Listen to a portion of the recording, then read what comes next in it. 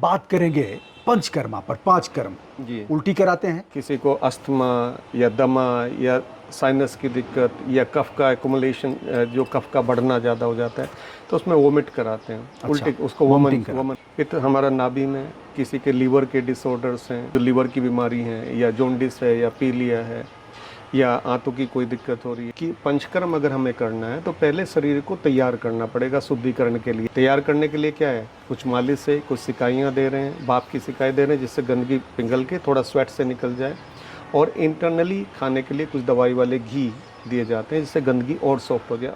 खून में दिक्कत आ रही है ब्लड में, तो उसमें वही रक्त मोक्षण एक चिकित्सा होती है जिसमें जलों का या लीच लगा के या कपिंग लगा के गंदे खून को बाहर निकाल, क्योंकि जोक का भी इसमें आयुर्वेद में क्या बोला, जैसे आपका गंदा खून पिया तो इसके बाद में जोक का शुद्धिकरण करते हैं, तो वो क्या करना है कि जोक के ऊपर थोड़ा हल्दी डालते हैं तो जोक जितना गंदा खून पिया है वो उसको उलट देती है। आयुर्वेद का पार्ट केवल ये नहीं कि आप एक गोली लीजिए, आयुर्वेद में सिम्टोमेटिक ट्रीटमेंट नहीं है, ये हमें समझना होगा।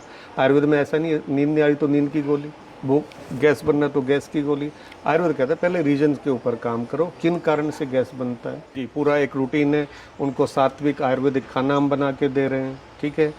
सुबह का योग प्राणायाम का सेशन हो रहा है, शाम को मेडिटेशन करा रहे हैं, और लगभग 1.5 घंटा की आयुर्वेदा की थेरेपीज होती हैं। दोस्तों यह है योग नगरी ऋषिकेश, जहां आ गया हूं। चारों तरफ से पहाड़ों से घिरा हुआ एक ऐसा स्थान जो प्राकृतिक रूप से अत्यंत सुरम्य वातावरण को पोषित करता है। यहाँ झरने की आवाज़ भी आपको सुनाई दे रही है, मैं उसे भी दिखा दूंगा।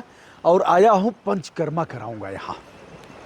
हम आपको ले चलते हैं आयुष कामा Ayurveda panchakarma and yoga centre, जिसे आप देख रहे हैं, आयुष कामा।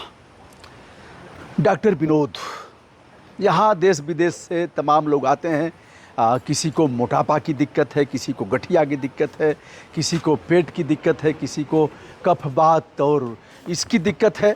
अनेकानेक रोगों का इलाज आयुर्वेद पद्धति से करते हैं। तो दोस्तों हम चल रहे हैं आयुर्वेदाचार्य डॉक्टर विनोद से मिलने और उनसे जानते हैं कि किस प्रकार वे हिमालय की जड़ी बूटियों और आयुर्वेदिक दवाओं से असाध्य रोगों का इलाज करते हैं, और क्यों इनके यहाँ तमाम विदेशी मरीज भी आते हैं। डॉक्टर साहब शुभकामना। जी जी, नमस्कार। बैठिए प्लीज। जी, धन्यवाद। आपकी पत्नी स्त्री रोग विशेषज्ञ हैं। जी जी जी जी। और आप पंचकर्मा जी जी तथा आयुर्वेद से विभिन्न प्रकार के इलाज करते हैं। जी जी पंचकर्मा जी। और नाड़ी विशेषज्ञ भी हैं। जी जी। नाड़ी से कितने रोगों की जानकारी हो जाती है? देखो, जानकारी सभी रोगों की हो जाती है। देखो, जब आयुर्वेद का जो डायग्नोज का जो तरीका है वो मॉडर्न से भिन्न है, तभी नाड़ी से क्या देखना है कि भाई कौन सा दोष विकृत हो रहा है, वात है या पित्त है या कफ है, उसी के अनुसार फिर बताया जाता है। अब बीमारी कोई भी है मगर पहले हमें लक्षण वही देखने पड़ते हैं, उसके अनुसार फिर हमारा डायग्नोज हो जाता है। डॉक्टर साहब विज्ञान अपने चरम पर है, विविध प्रकार की जांचें हैं। एक जांच कराया, क्लियर नहीं हुआ, दूसरी कराओ, तीसरी कराओ, चौथी कराओ, और फिर नाड़ी से कोई तंत्र नहीं, कोई इस तरह का नहीं, और उससे फिर जानकारी कर लेते हैं कि यह रोग है। जी। कितने देर तक नाड़ी पकड़ते हैं फिर पता लगता है कि? देखो, ये तो सब अनुभव का पार्ट है, क्योंकि जब नाड़ी के ऊपर आता है तो आयुर्वेद में अष्टविध परीक्षा, त्रिविध परीक्षा, अलग अलग तरह की परीक्षा लिखी है। तो अष्टविध परीक्षा में पहली परीक्षा नाड़ी परीक्षा लिखी है, मगर इसके साथ मल परीक्षा, मूत्र परीक्षा, आंखों की परीक्षा, जीवा परीक्षा, ये सब अलग अलग तरह की परीक्षा है। क्योंकि अब उसमें कंफर्मेशन के लिए नाड़ी एक एक्सपर्ट का पार्ट आ जाता है। अब जैसे अगर हम नाड़ी को हम देखते हैं, अच्छा, पुरुष की नाड़ी कौन सी, दाहिने बाएं, कुछ ऐसा होता है क्या? सब शास्त्रों के अनुसार है। पुरुष में जो है दाएं हाथ में देख रहे हैं, और जो आपका फीमेल है उसमें बाएं हाथ में। तो हमारा दाहिना ये है ना, तो दोनों में देखा जा सकता है। दोनों में देखा जा सकता है। मेन पार्ट अब इसमें ये आता है कि जैसे हम नाड़ी पकड़ना, नाड़ी का टाइम क्या है, सुबह खाली पेट देखना है, अच्छा, ठीक है, तुरंत खाने के बाद नहीं देखना है। तो अब इसमें क्या है कि ये 3 फिंगर हैं, इनसे वात, पित्त और कफ, इनकी जानकारी हमें लेनी होती कि नाड़ी की गति कैसे चल रही है, ये वात ज़्यादा दिक्कत वाला है या पित्त वाला है, कफ, उससे फिर रोग पकड़ा जाता है, तभी बताया जाता है। कितने देर में परीक्षण हो जाता है? ये तो देखिए, अनुभव में अगर कर रहे हैं तो हमें आपका जो है 1 मिनट में या 1.5 मिनट में या ज़्यादा इससे ज़्यादा समय नहीं लगता है उसको जानकारी में। मतलब मरीज कुछ नहीं बताएगा कि हमें दिक्कत क्या है और आप उसको बता देंगे। देखो ये कोई प्रूव करने वाला पार्ट नहीं है कि आप आए और नाड़ी से हमें जानकारी बिना, ये कोई शो नहीं हो रहा है। उसका तरीका क्या है कि सब बातें आपसे पूछनी भी है, आपकी आंखों को भी देखना है, टंग को भी देखना है और नाड़ी भी देखना है, कंफर्म करने के लिए कि मेन दिक्कत कहाँ पे आ रही है। तब हम उसको बात करके बता रहे हैं कैसे, क्योंकि जब त्रिविध परीक्षा की बात हो रही तो उन्होंने क्या कहा कि दर्शन करना, देखना, प्रश्न करना, पूछना और स्पर्श करना। तो त्रिविध परीक्षा में क्या है, दर्शन, स्पर्शन, प्रश्न। तो दर्शन देख लिया पेशेंट को तब जानकारी मिल रही है, प्रश्न पूछ रहे हैं तब जानकारी मिल रही है, स्पर्श कर रहे हैं नाड़ी को तब जानकारी मिल रही है। आयुर्वेद में यही नहीं कि खाली नाड़ी देखना है। अच्छा, तो नाड़ी के अलावा तीन स्टेज इसके हैं और तीनों से गुजरने के बाद तब डॉक्टर पहुंच जाता है कि यह स्थिति है। ये वाला। अब पुराने जो वैद्य लोग हुए वो अनुभव के अनुसार 90 साल उन्हें चिकित्सा करते होंगे तो नाड़ी पकड़ के ज्ञान बताया जाता था। मगर आज की दिक्कतें इतनी ज़्यादा तो कुछ बातें और भी पूछनी होती है, कोई इमरजेंसी वाला पार्ट तो नहीं है, कोई इस तरह की दिक्कत। मतलब मरीज को खुल करके डॉक्टर से अपनी बातें शेयर करना पड़ेगा। बिल्कुल बिल्कुल, और तभी उसका निदान हो पाएगा। जी जी। पंचकर्मा, 5 तरह के कर्म, हम उस पर बात करते हैं डॉक्टर साहब। उसके पहले जानना चाहेंगे हम कहाँ हैं इस समय, ऋषिकेश में कौन सा स्थान है आपका? ये आपका ऋषिकेश में आपका तपोवन बोला जाता है, अपर तपोवन, लक्ष्मण झूला। अच्छा, सब जानकारी रखते हैं। अपर तपोवन मतलब तपोवन से भी थोड़ा सा ऊपर, मेन रोड से 700 मीटर ऊपर हमारा आता है, तो इसको अपर तपोवन बोलते हैं। जो एरिया है वो लक्ष्मण झूला तपोवन एरिया बोला जाए। अच्छा जी, ऋषिकेश में काफी ऊंचाई वाला स्थान है। अगर देखा जाए तो समुद्र तल से 356 मीटर की दूरी यहाँ दिखा रहा है। जी जी जी जी। तो चारों तरफ से हिमालय से आच्छादित है यह। जी जी। यहाँ से गंगा जी कितनी दूर है? हमारे यहाँ से गंगा जी ये 2 किलोमीटर, 2-2.5 किलोमीटर का एक एवरेज। जी जी। अब हम सबसे पहले बात करेंगे पंचकर्मा पर। 5 कर्म जी। उल्टी कराते हैं जी, वही लूज मोशन कराते हैं जी, उल्टी करा के, यानी पानी अधिक पिलाएंगे, कैसे, इसका क्या है? देखो वही मैं बोल रहा हूँ कि जो पंचकर्म है ये शोधन चिकित्सा का है। 5 कर्म है शरीर के शुद्धिकरण के लिए। अब दोषों की स्थिति के अनुसार है कि किस स्थिति में कौन सा पंचकर्म करना है। अगर ये वाला हिस्सा कफ का बोला है, किसी को अस्थमा या दमा या साइनस की दिक्कत या कफ का एक्युमुलेशन, जो कफ का बढ़ना ज़्यादा हो जाता है तो उसमें वोमिट कराते हैं। अच्छा, उल्टी, उसको वमन करा रहे हैं, वमन करा रहे हैं। हाँ। ठीक है। ऐसे ही दूसरा हिस्सा पित्त का आ जाता है। पित्त हमारा नाभि में, किसी के लीवर के डिसऑर्डर्स हैं या जो लीवर की बीमारी है या जॉन्डिस है या पीलिया है या आंतों की कोई दिक्कत हो रही है या स्किन की कोई प्रॉब्लम हो रही है तो उसमें छोटी आंत की जो शुद्धिकरण, लीवर को डिटॉक्स करना है या आंतों की गंदगी बाहर, तो उसमें लूज मोशन कराते हैं। अच्छा, ऐसे फिर बड़ी आंत में आ जाता है जो वायु का स्थान बोला गया है। तो अच्छा, लूज मोशन में अभी तो ध्यान देते हैं कि पानी की कमी ना हो जाए। हाँ, तो डिहाइड्रेशन। देखो अब इसमें ये समझना होगा कि पंचकर्म अगर हमें करना है तो पहले शरीर को तैयार करना पड़ेगा शुद्धिकरण के लिए। ऐसा नहीं आया कि कोई आया उसको लूज मोशन करा दिया, ऐसा है उल्टी करा दिया, तभी ये इसमें पेशेंट को रहना होता है 7 दिन, 14 दिन, 21 दिन, अपने समय के अनुसार जितना वो समय दे पाए तो शरीर को तैयार किया जाता है। तैयारी में क्या करना है, बाहर शारीरिक रूप से जो मालिशें होती हैं, सिकाइयाँ होती हैं, भाप की सिकाई हो रही है जिससे जो गंदगी है थोड़ा सॉफ्ट हो जाए। और इंटरनेट, अच्छा, मतलब रोम के जो छिद्र हैं इसके माध्यम से भी निकले और वो एक तो मुंह के माध्यम से निकले, हाँ जी, दूसरे लेटिन के माध्यम से, जी जी, शौच के माध्यम से, तो उन दो, और तीसरे रोए के माध्यम से। मगर वो है कि शरीर को तैयार करना होता है। तैयार करने के लिए क्या है, कुछ मालिश से, कुछ सिकाइयाँ दे रहे हैं, भाप की सिकाई दे रहे हैं जिससे गंदगी पिघल के थोड़ा स्वेट से निकल जाए। और इंटरनली खाने के लिए कुछ दवाई वाले घी दिए जाते हैं जिससे गंदगी और सॉफ्ट हो जाए। और जब हमारी बॉडी तैयार होती है तब उसको उल्टी करा रहे हैं या लूज मोशन करा रहे हैं या एनीमा दे रहे हैं या नाक की क्लीनिंग कर रहे हैं, नज़र नाक पे दवाई वाले तेल डालते हैं। तो 5 कर्म क्या है, उल्टी कराई जा सकती है, लूज मोशन कराया जा सकता है, एनीमे दिया जा सकता है, लैट्रिन के रास्ते से दवाई वाला तेल या दवाई वाला काढ़ा बना के गंदगी को बाहर निकालना, या नाक, तो नाक बोला गया कि नाक जो है नासा शीर्ष द्वार, तो बोलते हैं कि नाक सर का रास्ता है। तो अगर हम नाक साफ रहेगा तो हम ब्रीथ अच्छा कर पाएंगे। तो उसके लिए नाक में दवाई वाले तेल या कुछ जैसे योग में भी करते हैं, जल नेति या सूत्र नेति करते हैं, वो योग का पार्ट है। तो आयुर्वेद में जो है इसको पंचकर्म बोला गया है। या अगर खून में दिक्कत आ रही है ब्लड में तो उसमें वही रक्त मोक्षण एक चिकित्सा होती है जिसमें जलों का या लीच लगा के या कपिंग लगा के गंदे खून को बाहर निकाल। डॉक्टर साहब हमने कराया है इसको जी और हमको वह बरैया काट ली थी, जी जिसको एक जहरीला जंतु होता है जी उड़ते हुए जैसे, तो उसने काट लिया था 14-15 स्थान पर। जी तो 1-2 स्थान पर तो मुझे लग रहा है कि डंक उसका चुभ गया था। जी जी जी तो कल हमने वह लगवाया था। जी उसने खून निकाला, जोक जिसे कहते हैं हाँ जी, देहात में। जी तो क्या इसका कोई साइड इफेक्ट अथवा कोई संक्रमण की स्थिति, जैसे वही आपने किसी और को लगाया नहीं, और वही जोक हमको भी नहीं पकड़ी? नहीं, बस यही समझना है, एक जोक एक ही व्यक्ति के लिए है। अच्छा। आपके अगर ऊपर ये यूज हुआ है तो ये दूसरे पेशेंट पे यूज नहीं होगा। अच्छा, इसकी एक कंडीशन, आप ही के ऊपर 2 बार या 3 बार जब लगा दिया तो फिर इस जोक को गंगा जी में फेंक देते हैं, अच्छा, तो मारेंगे नहीं। क्योंकि जोक का भी इसमें आयुर्वेद में क्या बोला, जैसे आपका गंदा खून पिया तो इसके बाद में जोक का शुद्धिकरण करते हैं, तो वो क्या करना है कि जोक के ऊपर थोड़ा हल्दी डालते हैं, तो जोक जितना गंदा खून पिया वो उसको उलट देती है और फिर सेम जोक आप ही के ऊपर दोबारा लगाई जा सकती है। मगर ये किसी दूसरे पर्सन पे नहीं लगेगा, क्योंकि वही फिर इन्फेक्शन वाला पार्ट आता है। तो एक जोक एक ही व्यक्ति के लिए। तो आयुर्वेद में इसका बड़ा महत्व है जोक का। हाँ, आयुर्वेद में देखा जाए तो सभी चीज़ों का महत्व है। बस देखो, आयुर्वेद क्या है कि नेचर से, प्रकृति से जो इलाज किया जाए वो आयुर्वेद है। उसमें जोक भी है। पुराने टाइम में सब लोग मतलब आयु का वेद, आयुर्वेद से अभिप्राय यही हो सकता है कि आयु का वेद है। अब आयु के वेद में क्या है कि आयुर्वेद का जो सिद्धांत है उसमें ये बोला गया है कि आयुर्वेद जो है स्वस्थ व्यक्ति के लिए भी है और बीमार व्यक्ति के लिए भी है। स्वस्थ व्यक्ति के लिए क्या है कि वो हमेशा स्वस्थ कैसे रहे, और जो बीमार रहा है तो उसकी जड़ पे जाके, उसको रूट पे जाके उसको जड़ से ख़त्म कैसे करें।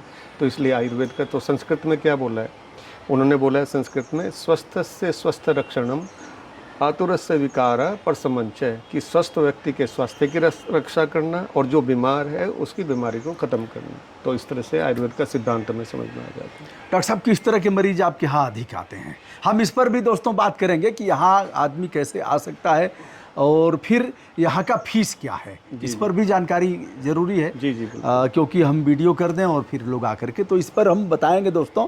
और यहाँ रहने की अनुकूल व्यवस्था है, भोजन तो सामान्य ढंग से हमने जो किया है, देखा है, तेल घी मिर्च मसाला और इन चीज़ों से परहेज है। जी जी जी तो यह चीज़ें हैं, इस पर हम बताएंगे। जी। उसके पहले हम जानकारी यह चाहेंगे कि विशेषज्ञता किस में है, किस तरह के मरीज आपके यहाँ अधिक आते हैं और किस तरह के रोग पर आपका कॉन्फिडेंस है। जी, देखो आयुर्वेद में क्या है कि अब ज़्यादातर जितने भी मरीज आयुर्वेद में आ रहे हैं वो सब जीर्ण आ रहे हैं, क्रोनिक कंडीशंस में आ रहे हैं।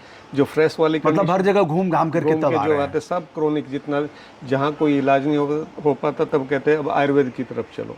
मगर उस वाले चैलेंजिंग केस को ठीक करना इतना आसान नहीं होता, क्योंकि उसकी इम्यूनिटी ख़त्म हो ही जाती है, टॉक्सिन शरीर में इतने जाता है, तब उसमें संयम की ज़रूरत होती है कि वो रुके, कम से कम 2 हफ्ता रुके, 3 हफ्ता रुके, तब जाके कुछ रिजल्ट हमें मिल पाते हैं। तो किस तरह की बीमारी के पेशेंट ज़्यादा आ पा रहे हैं, वही है, जैसे मोटापा है, ओबेसिटी का पार्ट आ रहा है, या अपना गठिया वाले पेशेंट आ जाते हैं, या सिएटिका वाला, कमर दर्द वाला, या गर्दन दर्द वाला, या घुटनों के दर्द वाला, इस तरह के क्रोनिक पेन, उनके लिए ट्रीटमेंट होता है। या स्किन की समस्या बहुत सारी होती हैं, किसी को सोरियासिस हो रहा है, कोई एक्जिमा हो रहा है, कोई एक्ने हो रहा है, उस तरह के पेशेंट हैं। या फिर जो मानसिक रूप से आते हैं, क्योंकि आज का बड़ा कॉमन पार्ट है, स्ट्रेस हो रहा है, कोई डिप्रेशन हो रहा है, एंजाइटी हो रही है, नींद नहीं आ पा रही है। तो अब ये एक कॉम्बिनेशन है, इसमें आयुर्वेद का पार्ट केवल ये नहीं कि आप एक गोली लीजिए। आयुर्वेद में सिम्टोमेटिक ट्रीटमेंट नहीं है, ये हमें समझना होगा। आयुर्वेद में ऐसा नहीं है नींद नहीं आ रही तो नींद की गोली, वो गैस बनना तो गैस की गोली। आयुर्वेद कहता है पहले रीजन के ऊपर काम करो, किन कारण से गैस बनता है सब हो। तो सबसे पहला पार्ट आपका परहेज आता है, क्या खाना आपके लिए उचित है, फिर बीमारी के अनुसार क्या शुद्धिकरण करना है, फिर क्या औषधि चलनी है, उसके बाद फिर कोई योग, फिर आपका प्राणायाम, कोई मेडिटेशन, ऐसे सब जब मिल के हम काम करते हैं तो हमें रिजल्ट 100% पॉजिटिव मिल पाते हैं।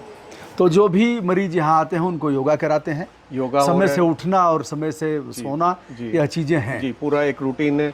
उनको सात्विक आयुर्वेदिक खाना हम बना के दे रहे हैं, ठीक है। सुबह का योग प्राणायाम का सेशन हो रहा है, शाम को मेडिटेशन करा रहे हैं, और लगभग 1.5 घंटा की आयुर्वेदा की थेरेपीज होती हैं। कोई भी आता है तो पहले हम उनकी कंसल्टेशन, नाड़ी परीक्षा या लक्षण देख के जो भी उनकी प्रकृति है या विकृति है वो बताते हैं।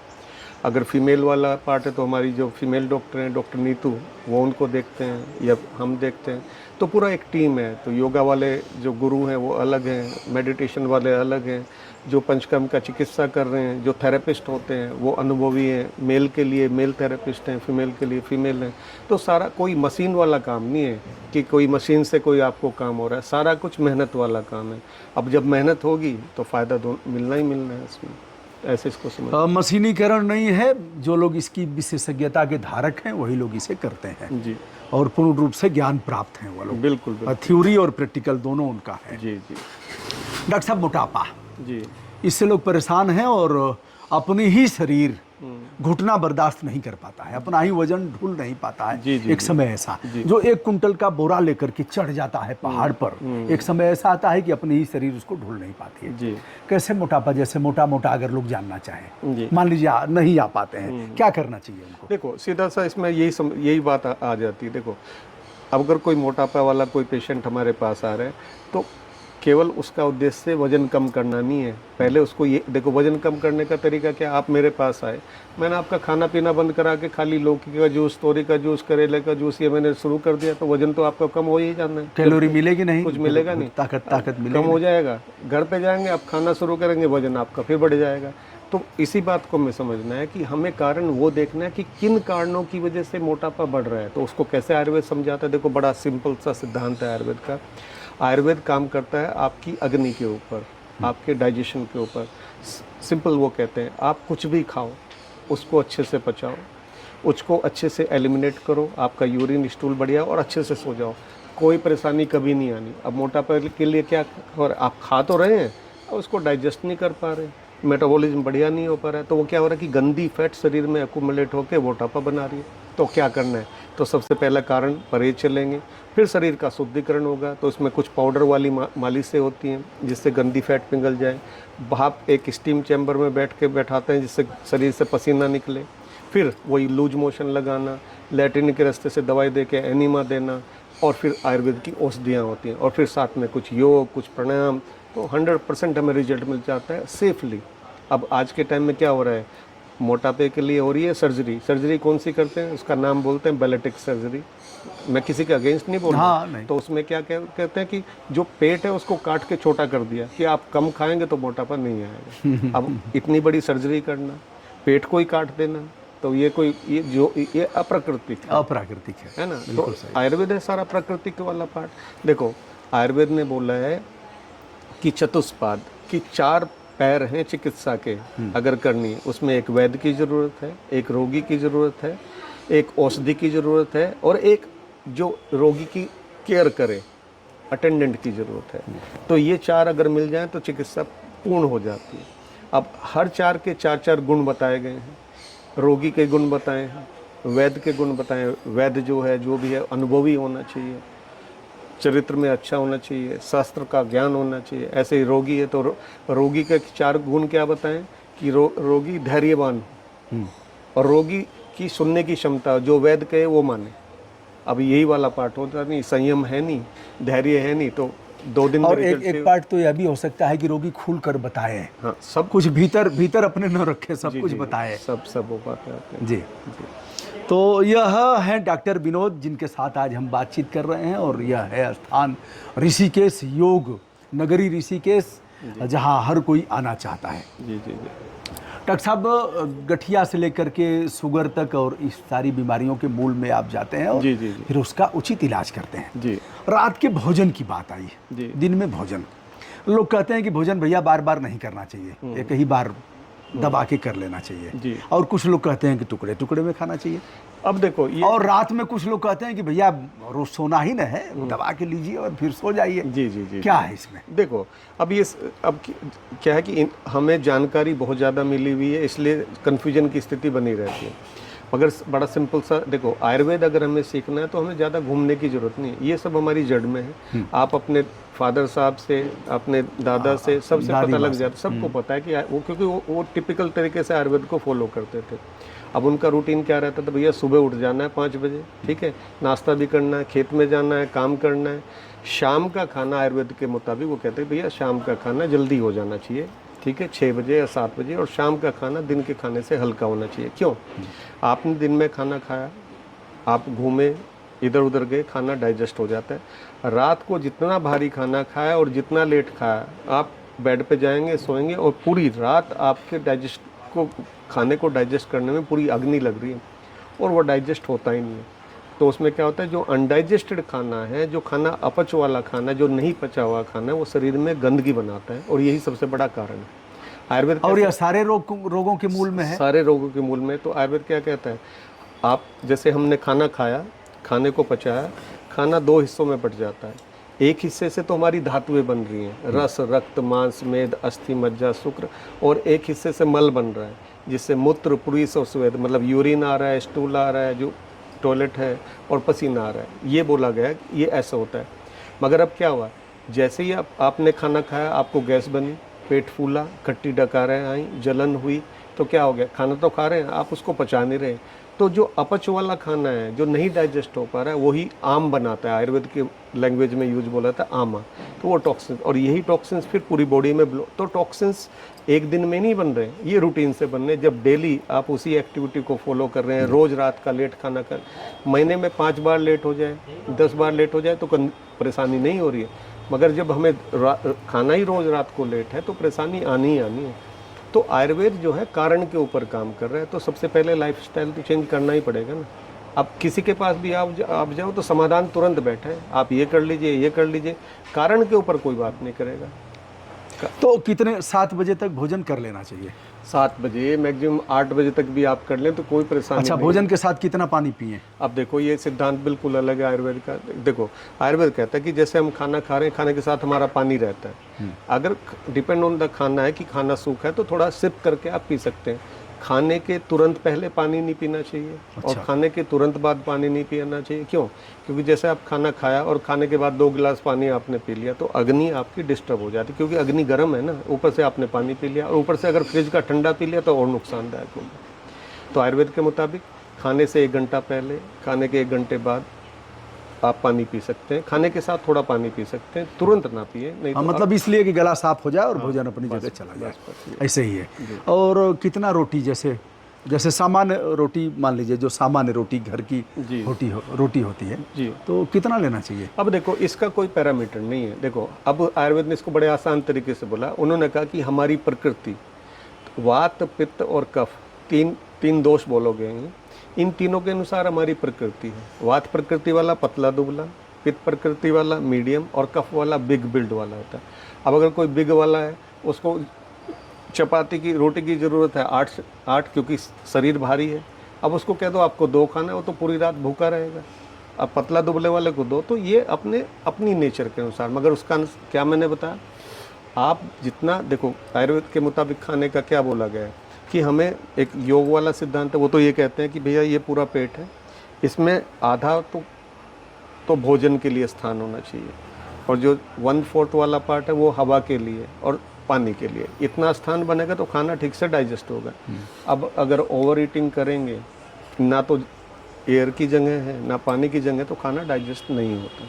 इस तरह से बोला। तमाम विदेशी मरीज आपके यहाँ आते हैं जी। जैसे कहते हैं, जैसे ठीक है, 2 भारतीय आ गए और 2 फॉरेनर आ गए। जी जी। दोनों को आपने बताया अपने अपने ढंग से कि ऐसे करना है। दोनों में फॉलो कौन करता है अधिक? फॉलो विदेशी करेगा ज़्यादा, करेगा। हाँ 100%। वो इतना ज़्यादा स्ट्रिक्टली फॉलो करता है क्योंकि उसके लिए सब कुछ नया है। अपने वाला इसलिए नहीं फॉलो करता है क्योंकि दिमाग लगाएगा, उसका रूटीन का पार्ट है, तो वो नहीं फॉलो करेगा। विदेशी पूरा फॉलो करेगा, एक एक चीज़ को फॉलो करेगा। अच्छा, किस तरह की बीमारियां विदेशी लोगों की हैं जो यहाँ आते हैं? ध्यान तो लगाने आते हैं जी, मेडिटेशन के लिए आते हैं, योगा के लिए आते हैं, क्या कुछ इस तरह की डिजीज भी उनको है जिसका इलाज करते हैं आप? देखो, डिजीज़ तो पूरे वर्ल्ड में कहीं भी देखे जाए तो डिजीज़ सबके लिए कॉमन है। पहले कैंसर इंडिया में नहीं होता था, अब इंडिया में भी कैंसर इतना ज़्यादा होने लगा, ये समझने वाली बात है। विविध प्रकार के पहले कैंसर बाहर ही था, अब इंडिया में ज़्यादा हो रहा है। डायबिटीज़ इतना नहीं था जब इतने इंडिया में हो रहा है। ब्लड प्रेशर या हार्ट अटैक्स या स्ट्रोक या दिमागी परेशानी इतनी नहीं थी। तो बीमारी तो सारी दुनिया में एक ही जैसी है, बस केवल दिक्कत ये हो पाता है कि भैया उनको नेचुरल तरीके का ऑप्शन नहीं मिल पाता। क्या होता है, हर चीज़ का सिम्टोमेटिक ट्रीटमेंट है, तो अगर उसको एक पहले हम नेचर के तरीके से अगर उसको हील कर लें और कहीं अगर इमरजेंसी हो रही है तो जहाँ जिस चीज़ की ज़रूरत हो, तो लोगों में अभी इस चीज़ की अवेयरनेस नहीं है। पहले थी मगर अब इतना ज़्यादा नहीं है, तभी फिर थोड़ी दिक्कतें आती हैं। तो आयुर्वेद में कब आता है आदमी, जब बिल्कुल सब हाथ उठ जाते हैं कि अब कुछ नहीं हो सकता, चलो अब आयुर्वेद। तो आयुर्वेद कोई जादू थोड़ी है, कोई चमत्कार थोड़ी होना है, उसके लिए भी लिमिट है। आप 4th स्टेज कैंसर को ला के आप कहिए अब आयुर्वेद के लिए कैसा हो रहा है, उसको ये बोला जाता है आप थायराइड ठीक कर देंगे, आप डायबिटीज़ ठीक कर देंगे। अरे ये क्या कोई जादू वाला पार्ट हो रहा है कि आप सारा चैलेंज हमें ही आके आप बताओगे कि ये ठीक करना है। ऐसा नहीं हम फॉलो नहीं करेंगे और आप ठीक कर देंगे। तो ये कोई चैलेंज नहीं है ना, तो सब कुछ ठीक हो सकता अच्छा है। डॉक्टर साहब, आधा तो परहेज का विषय है, हमें लग रहा है 50% परहेज और 50% दवाएं और इनका रोल है, क्या लगता है? देखो परहेज तो वही बोला गया कि देखो अगर आप पुराने टाइम में देखें तो ऋतुचर्या है। अब आप बरसात का मौसम चल रहा है, तो पुराने लोगों को सबको ये जानकारी थी कि बरसात में क्या खाना खाना है, क्या नहीं खाना है। सर्दी आ रही है, क्या खाना खाना है, क्या नहीं खाना है। सीजन में कौन सी सब्जी मिलती है। आज के टाइम में सीजन का यही नहीं पता कि सीजन के फल क्या है। नए बच्चों को पूछो कि आम कब आता है, तो वो कहते हैं आम सर्दी में भी मिल जाता है, आम का मौसम अभी तो है। तो अब कोई जानकारी नहीं, क्या ठंडा है, क्या गर्म है, क्या मौसम है, क्या विरुद्ध आहार है, कुछ जानकारी नहीं, तभी परेशानी शुरू हो जाती है। पूर्वजों ने बताया था कि इस महीने में क्या क्या चीज़ें खानी चाहिए थी, खाना चाहिए, जैसे चैत चना बैसाखे बेल, जेठे सैन अषाढ़े खेल, मतलब चैत महीने में चना खाना है, इसका बेल किस महीने में लेना है। जी जी जी। और माघ मास घी खींचड़ खाए, बिल्कुल, ये सब फागुन उठनित प्रात नहाए, बिल्कुल ऐसे करके। अब ये जितनी भी आपकी मुहावरे हैं या जो भी कहावतें हैं, अब ये सब आयुर्वेद से ही कनेक्टेड है। अब उसको देखा जाए कि बेल खाना तो आंतों की गर्मी के लिए गर्मी में ले रहे हैं, घी ले रहे हैं या कैसे ले रहे हैं, कब भात लेना है, कब चना लेना है, कब सत्तू लेना है, कुछ भी सब ये सब आयुर्वेद ही तो है। मगर नई जनरेशन में ये वाली जानकारी निकलती जा रही है, उनको नहीं पता है। तो ये सब ड्यूटी आपकी और हमारी है कि जितना हम मैं तो अभी बोला कि जितना अवेयरनेस कर पाएँ कम से कम नेचर से कि कैसे हो रहा है। अब आपने कहा कि जैसे विदेशी आ रहे हैं, उसको इतना ज़्यादा जानकारी नहीं कि जो हमारी स्पाइसेस हैं कि जिंजर है, टर्मरिक है, इनसे भी हम औषधियाँ बनाते हैं। अब मगर अब इतना ज़्यादा अवेयर हो रहे हैं, तो आयुर्वेद का नॉलेज इंडिया से ज़्यादा बाहर के देशों में आप जाकर देखिएगा, पूरा स्ट्रिक्टली फॉलो कर रहे हैं। क्यों? क्योंकि नेचुरल तरीके से। तो दोस्तों, हम हैं डॉक्टर विनोद के साथ ऋषिकेश, योग नगरी ऋषिकेश में। अब यहाँ आने के लिए भी हम बताएंगे कैसे आएंगे और इसका शुल्क क्या है, 1 सप्ताह, 2 सप्ताह और 1 महीने रहने का, क्या क्या चीज़ें यहाँ हैं जिसे आप वीडियो में देख रहे हैं।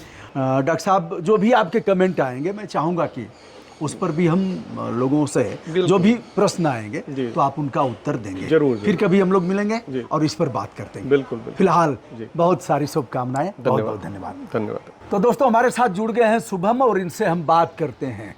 जो आपका सेंटर है, क्या नाम है इसका? सर ये Ayushkama Ayurveda Panchakarma clinic and centre है हमारा यहाँ पे ऋषिकेश तपोवन में। ऋषिकेश रेलवे स्टेशन, यानी योग नगरी ऋषिकेश का जो रेलवे स्टेशन है, वहाँ से कितनी दूरी है? और ये 2.5 किलोमीटर दूर होगा सर, मतलब 15 मिनट लगते हैं। और एयरपोर्ट, देहरादून एयरपोर्ट से वहाँ से 18 किलोमीटर दूर है सर ये। अच्छा, 18 किलोमीटर दूर है, ठीक बात है।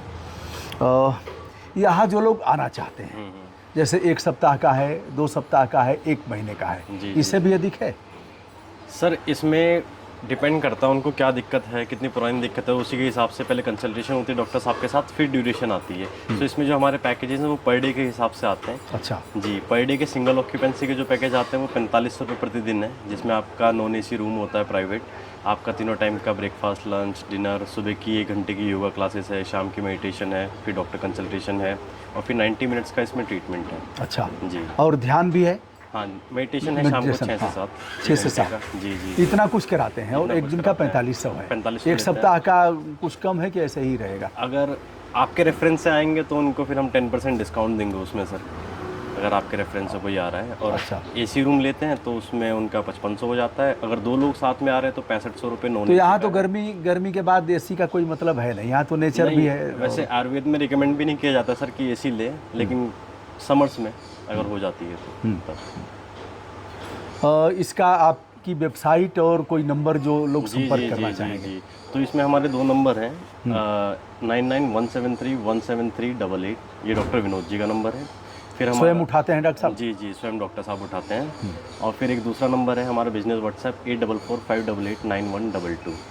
तो दोनों नंबर व्हाट्सएप पे हैं, आप इस पे हमें कर सकते व्हाट्सएप पर भेज जी, सकते जी, हैं और जी, फिर जी, व्हाट्सएप जी। कॉलिंग भी कर सकते जी हैं। जी जी जी। समय क्या रहेगा? समय आप सुबह 9 बजे के बाद से शाम को 8-9 बजे तक कभी भी कर सकते हैं। जी।